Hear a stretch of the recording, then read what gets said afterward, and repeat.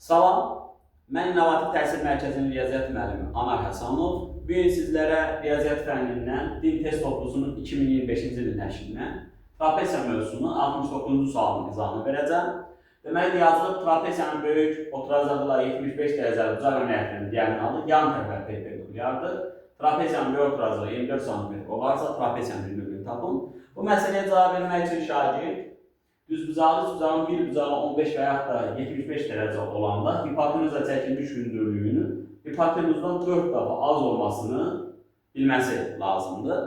Deməli, bu xassəni tətbiq edəcəyik. Onda mən şəklimizi çəkmişəm. Fikir verin, AC diagonalı oturacaq və oturacaq ilə 75 dərəcə bucaq əməliyyatı və yan tərəfə perpendikulyardır. Onda biz burada bucağımıza fikir versək, ACD düz bucaqlı üst bucaqdır və iki bucaqların 75 və 15'dir. Onda bunun xassəsi necə idi? Hipotenuza çəkilmiş hündürlük hipotenuzdan neçə dəfə az olmasıydı?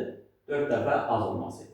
Baxın, bu üç bucağın elə hündürlüyü 24'ü 4'ə böləndə 6 edir və elə trapesiyanın da hündürlüyü olur. Növbəti sual izahlarında görüşərək hər kəsə uğurlar arzulayıram və dərslərimizə həm əyani, həm də onlayn şəkildə qoşula bilərsiniz. Qeydiyyat davam edir.